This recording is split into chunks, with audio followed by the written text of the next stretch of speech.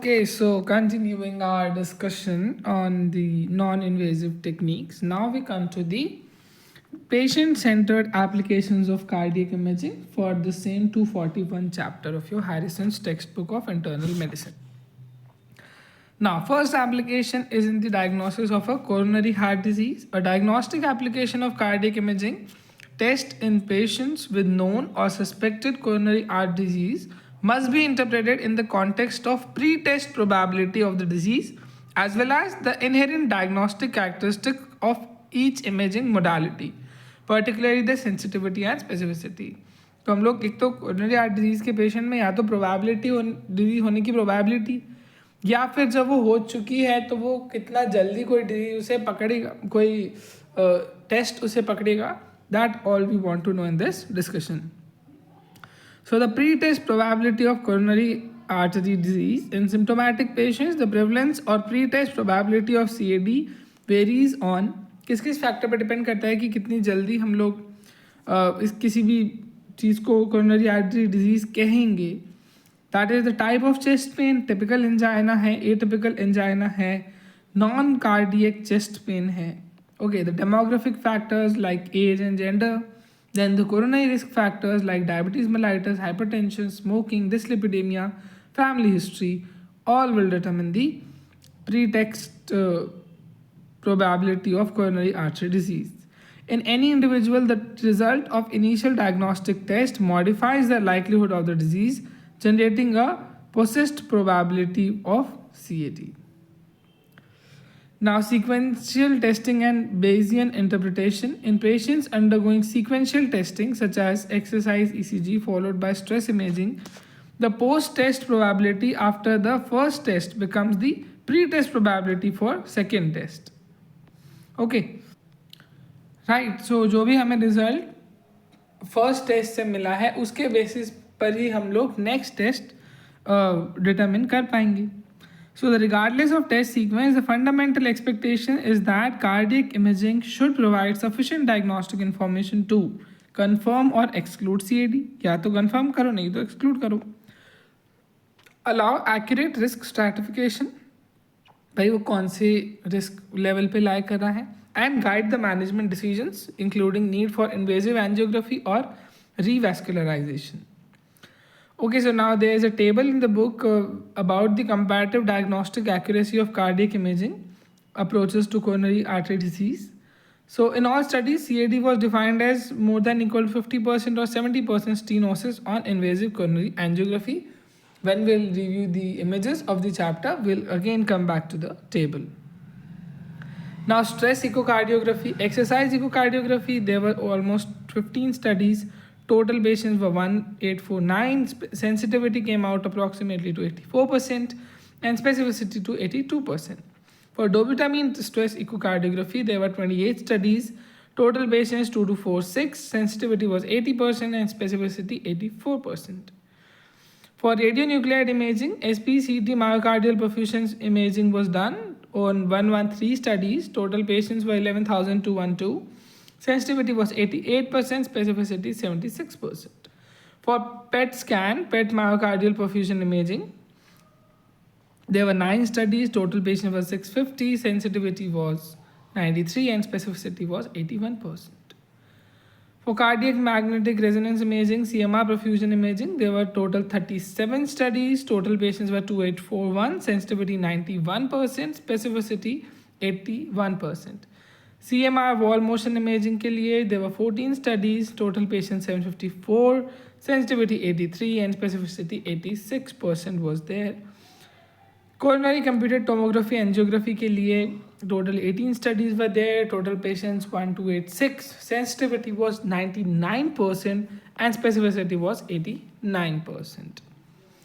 So these data were retrospective. Some over small sample size, single center and predominantly male population were there, in which obviously there is higher CAD prevalence.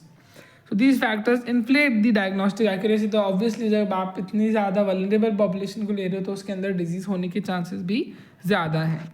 Larger multi-center prospective studies consistently demonstrate more modest diagnostic performances reflecting real world clinical practice. लेकिन हर किसी को तो नहीं हो रहा ना CAD. So real world में हो सकता है थोड़े से इनसे मॉडेस्ट फिगर्स हमें देखने को मिले. Now, what is stress cardiography?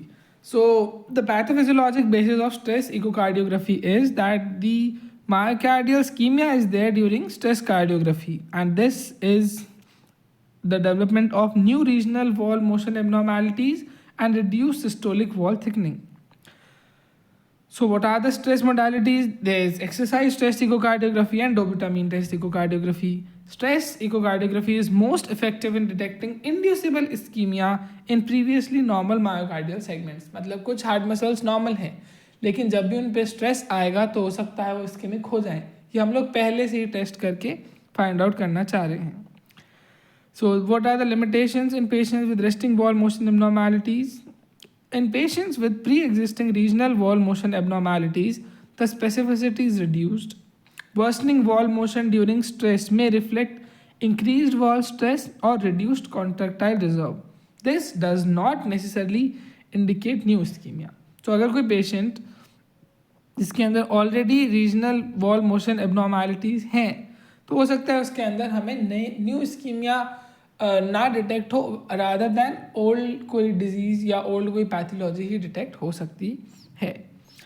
And what are the advantages? It has a good diagnostic accuracy, wide spread availability, no ionising radiation and relatively low cost, because इसमें आप इको एंड एक्सरसाइज तो कर रहे हैं. अब लिमिटेशंस क्या हैं? Technical difficulty during peak exercise due to hyper apnoea, उसको बहुत ज़्यादा फास्ट ब्रीदिंग करेगा पेशेंट एंड कार्डियक मोशन बहुत तेज होगा. Rapid recovery of the wall motion abnormalities in mild ischaemia, specially single vessel disease के अंदर जल्दी रिकवर हो जाएगा, तो आप डिटरमिन नहीं कर पाएंगे, टाइम विंडो बहुत छोटा है. डिफिकल्टी डिटेक्टिंग इस्कीमिया इन इन्फाक्टेड टेरिटरीज, हाई ऑपरेटर डिपेंडेंस है इसकी में क्योंकि you need a good expert operator. And complete diagnostic images obtained only in almost 85% of the patients. Second, Harman imaging and contrast agents improve the image quality, but the impact on diagnostic accuracy is not well established. Okay, now जो stress echocardiography हमने की तो हम लोग इस stratification कैसे करेंगे उसके अंदर? Normal stress echocardiogram is of excellent prognosis and low event rates. If there is increasing extent and severity of wall motion abnormalities, these are proportional to increase in adverse cardiac events. Okay, so the stress, so this was stress echocardiography. Okay, now we come to stress radionuclide imaging, in which we again will do the SPCT or the PET management. SPCT myocardial perfusion imaging is the most commonly used stress imaging modality. This is reversible perfusion defect. If it's there, it indicates myocardial ischemia, and if fixed perfusion defect is there, it indicates prior myocardial infarction. In PET myocardial perfusion imaging, advantage is that it has a higher spatial resolution and quantitative myocardial blood flow can be determined, but this is of high cost and limited availability. Now, the clinical applications of radionuclide imaging are the diagnostic, are that it can help in diagnosis of obstructive CAD, quantification of the ischemic burden, assessment of myocardial viability, and selection of patients for revascularization can also be done. Now, risk stratification, normal SPCT or PT, less than 1% annual major adverse cardiac events are reported. And risk increases linearly with extent and severity of perfusion abnormalities. अब limitations क्या हैं of relative perfusion imaging? Insensitive in multivessel disease and balanced ischemia, and they identify only the most severely stenosed territory. Now, what's the role of coronary flow reserve in PET scan, PET scan? It detects diffuse and balanced ischemia. If there is normal CFR coronary flow reserve, then high negative detective value of the test is there. And if the CFR itself is abnormal, it identifies myocardium at risk despite normal perfusion images. Okay, next up we have hybrid CT and nuclear perfusion imaging. With the advent of newer generation nuclear medicine scanners, many systems now integrate computed tomography, and a gamma camera within the same acquisition gantry. This technological integration allows for simultaneous acquisition of myocardial perfusion data, myocardial scar imaging, and coronary artery calcium scoring. So हमने ये दो काम एक साथ नहीं कर दिए. Okay so इसमें हम दोनों टेस्ट कर सकते हैं. रेडियो एक्टिव टेस्ट जो थे देवर SPCT और PET scan. So we can do SPCT along with CT or PET along with CT.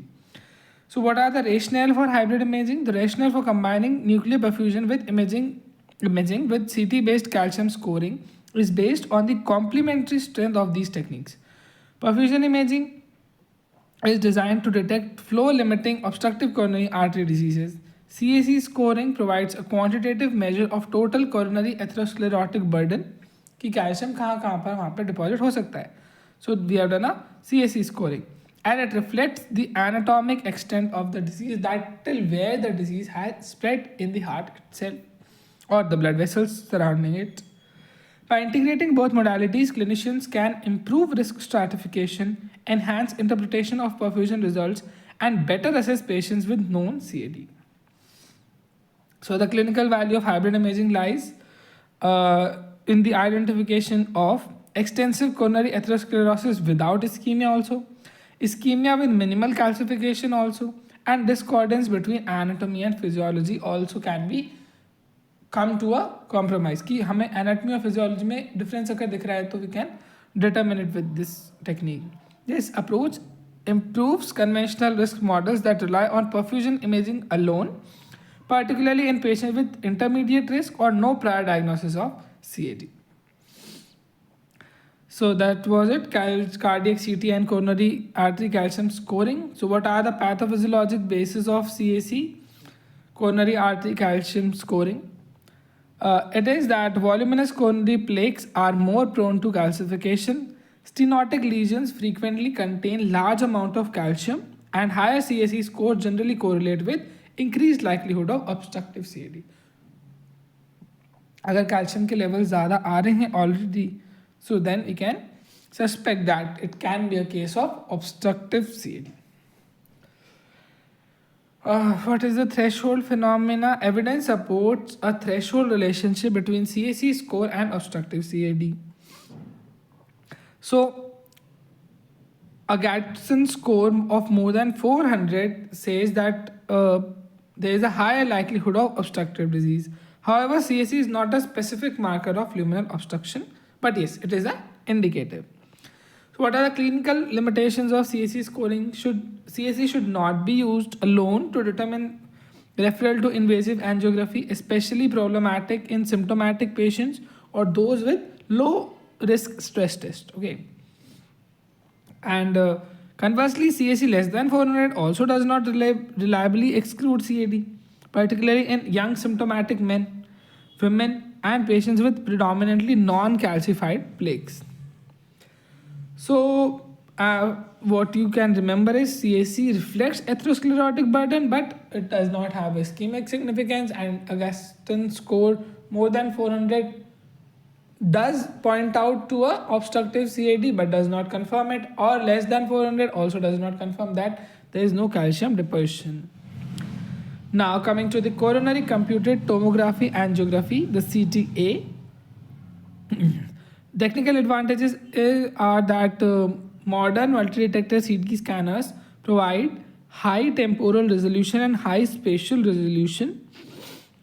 Okay, and these advances have made enable the non-invasive visualization of coronary artery anatomy, plaque burden, and luminal narrowing.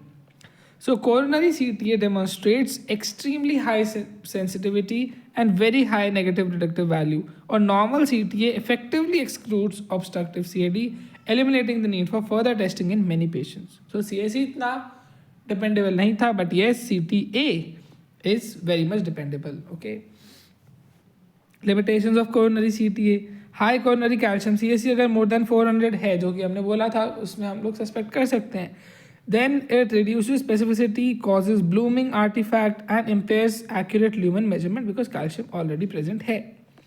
Functional information lacking, CTA identifies anatomic stenosis, does not reliably identify whether stenosis is flow limiting. So stenosis तो आपको बता देगा, but उससे flow limit हो रहा है कि नहीं हो रहा है ये आपको कंफर्म नहीं कर पाएगा. So what is the clinical utility of CTA? Most useful in low intermediate risk patient and ED emergency department chest pain evaluation के लिए हम लोग CTA करा सकते हैं. Less useful in intermediate or high risk patient and those with extensive calcification. Okay. Now the latest developments are the emerging CT based functional assessment, which is a stress myocardial perfusion CT. This is analogous to stress perfusion CMR जैसे हम लोग वहाँ पर कर रहे थे. Likewise, we want to assess the myocardial contrast enhancement during stress, and it will again identify the perfusion defects, but it is an emerging technology, so we do not have much data for this. Next is the fractional flow reserve CT, FFR CT. This estimates pressure gradient across coronary stenosis. Okay, and it is derived from CTA datasets. This is the non-invasive approximation of invasive FFR. Okay. तो interpretation क्या होगी इस FFR CT की? Normal FFR 1.0 है. If FFR is less than 0.80, this indicates hemodynamically significant stenosis. FFR CT is entering routine clinical practice, particularly due to the determination of functional significance of intermediate lesions. अभी हमने बोला था कि CTA से हम लोग stenosis तो डिटरमिन कर सकते हैं, बट फ्लो डिटरमिन नहीं हो रहा. And from this FFR we can also determine the functional significance of intermediate lesions. So CTA से क्या क्या प्रोग्नोस्टिक इन्फॉर्मेशन हमें मिलती है? Absence of coronary atherosclerosis, very low 1 year event rate है. ओके, कि उनके अंदर कुछ भी होगा.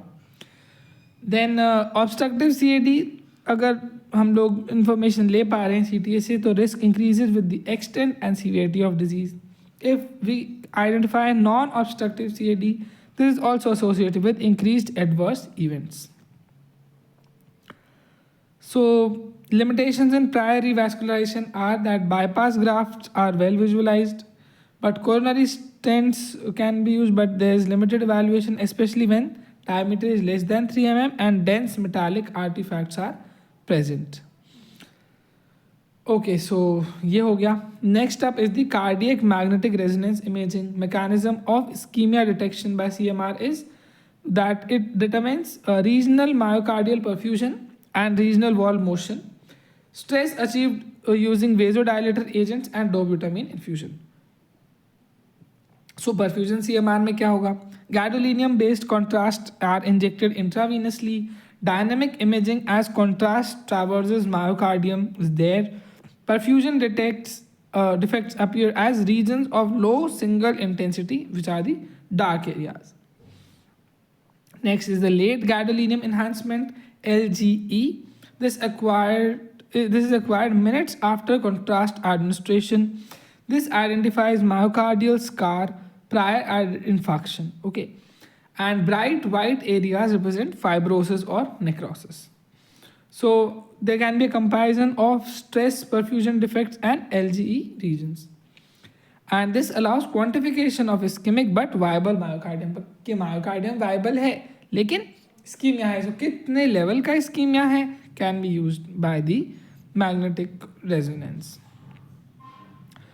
Okay, now the dobutamine stress CMR के अंदर we have a superior endocardial border delineation, high diagnostic accuracy than stress echocardiography is there, and this is particularly useful in poor acoustic windows. Risk क्या है? High dose dobutamine में 1% risk of serious ventricular arrhythmias रहता है, and risk is minimised with continuous monitoring and cine imaging surveillance. हम लोग alongside पे continuous monitoring of the ventricles भी करते रहेंगे. What are the advantages of stress CMR? Higher spatial resolution than SPECT. This detects subendocardial ischemia, small infarcts, robust risk stratification. Now, the randomized trial data demonstrates improved guidance for invasive angiography, improved selection for revascularization. Okay, now अब हम लोग आते हैं कि एक patient है जिसके अंदर अभी तक CAD डायग्नोज नहीं है. So what do you want to do? So selecting a testing strategy in patients without known CAD, all techniques we have learned till now. So what are the key clinical questions in a patient without known CAD? Does the chest pain represent obstructive CAD? सबसे पहले हम ये देखना चाहेंगे. What is the short and long term risk of this pain, and is revascularization required? So the role of guideline directed medical therapy will be there, that large clinical trials have shown that most stable CAD patients have low event rates with GDMT alone, and revascularization is reserved for severe ischemia and refractory symptoms. ठीक है, imaging हमें करवानी पड़ेगी for diagnosis, risk assessment and management decisions. So initially हम क्या करवाएंगे? Initial testing recommendations ये हैं, patient is able to exercise with normal ECG. तो इनिशियली हम लोग कराएंगे exercise treadmill testing ETT. Okay, low risk अगर ETT है तो 10 METs एंड no symptoms on ECG changes means आप मेडिकल थेरेपी के जा सकते हैं.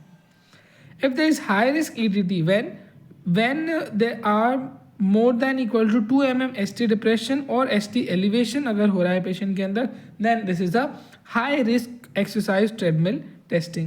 या BP ड्रॉप हो रहा है या फिर पेशेंट का sustained ventricular arrhythmia है, then we need to do a coronary angiography. Exercise testing women के अंदर है, but there are some challenges because there is low prevalence of obstructive CAD in women, high false positive rates रहती हैं, so microvascular dysfunction भी रहता है, and low exercise capacity है women की as compared to the opposite gender. So despite these issues, women trial has showed ETT effective in low risk women and comparable outcomes to radionuclide imaging, and 48% lower cost was there.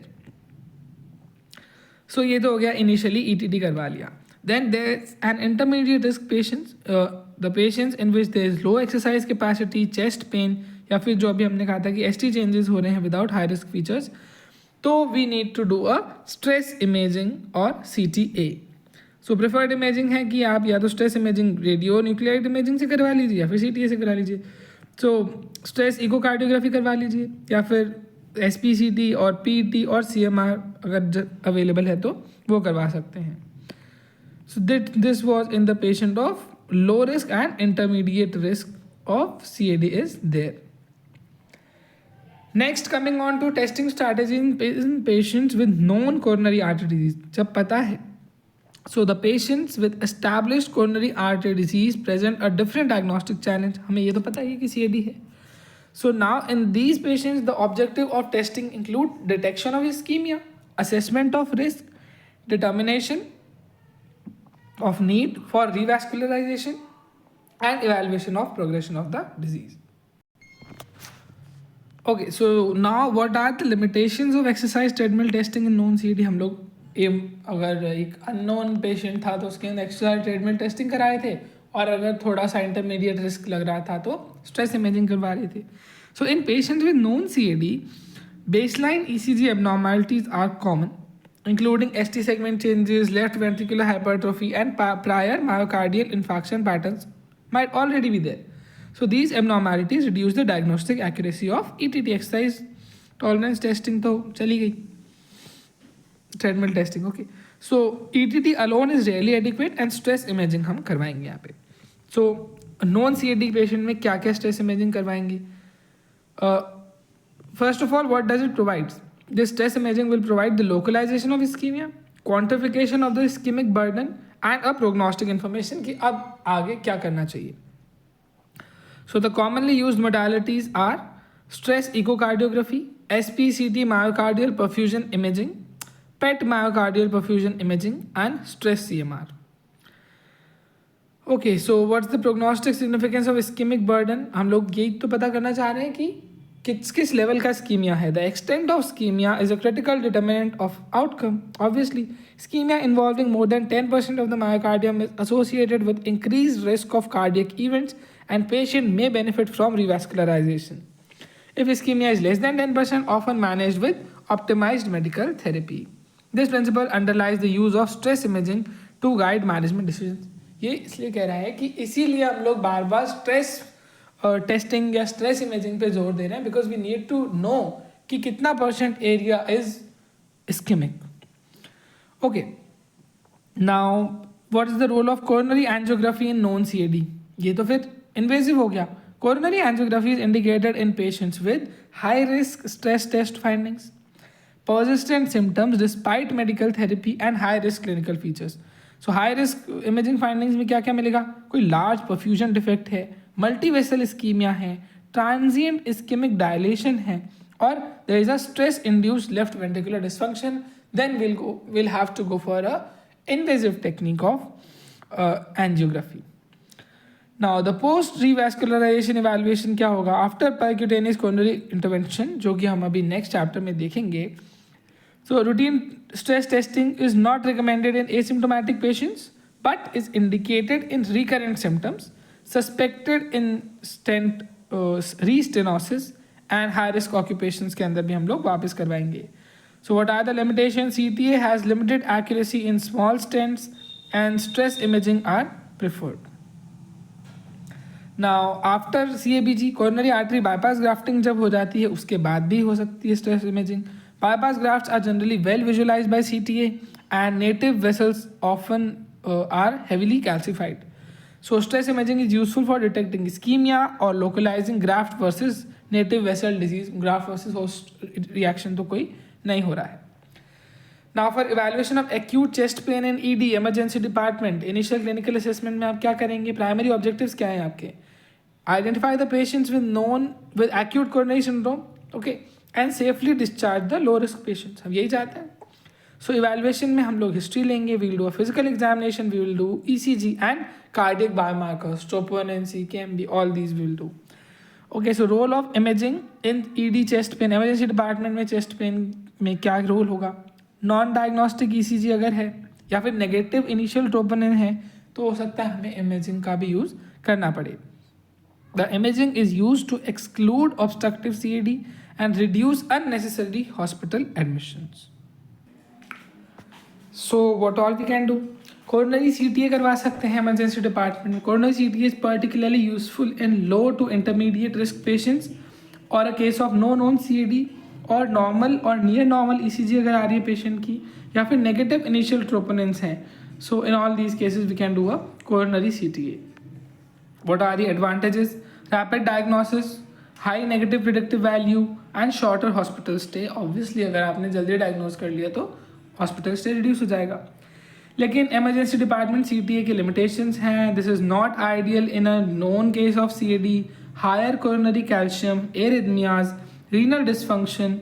All these cases में हम लोग ED CTA नहीं ideal prefer करेंगे. And incidental findings may lead to additional testing. में कभी कभी मिल गया तो हो सकता है फिर आपको और आगे भी टेस्टिंग करवानी पड़े. So stress imaging in the emergency department कैसे कर सकते हैं? This can be used when CTA is unavailable और contraindicated and patient is unable to tolerate a CT. So हम लोग अपने ऑप्शंस क्या क्या कर सकते हैं? स्ट्रेस इकोकार्डियोग्राफी कर सकते हैं या फिर न्यूक्लियर परफ्यूजन इमेजिंग कर सकते हैं, दोज SPCT और PET scan. Now, comparative effectiveness of imaging strategies क्या क्या हैं? Large randomized trials demonstrate that similar long-term outcomes are there between functional testing and anatomic testing. CTA leads to more detection of non-obstructive CAD and increased use of preventive therapies like statins or aspirin.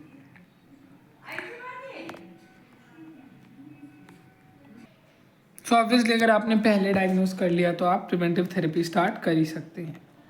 Now coming to the radiation exposure considerations, ये भी हम लोग last उसमें भी discuss कर चुके हैं कि ETT के अंदर तो 0 MSV है, स्ट्रेस इकोकार्डियोग्राफी में भी 0 MSV है, लेकिन SPCT में 8 to 12 MSV एंड PET में 2 to 4 MSV, कोरोनरी CTA में 3 to 10 MSV and CAG scoring में ऑलमोस्ट 1 MSV रेडिएशन एक्सपोजर होगा. So this should be minimized and justified by clinical benefit. Cost effectiveness consideration भी हमें testing में देखनी चाहिए. ETT and stress echocardiography are most cost effective. इसमें बहुत ज़्यादा खर्चा नहीं आएगा. CTA is cost effective in low risk populations, while PET and CMR are high cost testing and superior diagnostic accuracy है obviously, but cost भी ज़्यादा है. So special populations कौन होती हैं इन टेस्टिंग के लिए?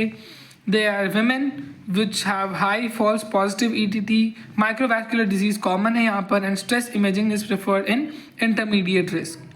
And diabetes mellitus patients, higher prevalence of silent ischemia is there. Stress imaging is often warranted and greater prognostic value is there. Elderly patients के अंदर limited exercise capacity है, so pharmacological test prefer किए जाएंगे and higher prevalence of multivessel disease is there in elderly obviously. So integrated diagnostic approach के अंदर हम लोग कैसे कैसे टेस्ट सेलेक्ट करेंगे?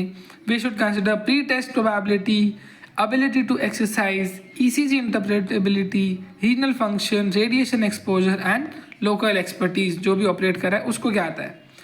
ओके, सो नॉर्मल CTA है अगर तो CAD को हम रूल आउट कर सकते हैं. CAC से हम लोग लेवल्स ऑफ कैल्शियम से अंदाज लगा सकते हैं, लेकिन 100% डायग्नोस्टिक नहीं है. 10% से ज़्यादा स्कीमिया है तो रिवैस्कुलराइजेशन करते हैं. नॉन CAD का पेशेंट है तो हम लोग ETT ना करके स्ट्रेस इमेजिंग पे जाते हैं.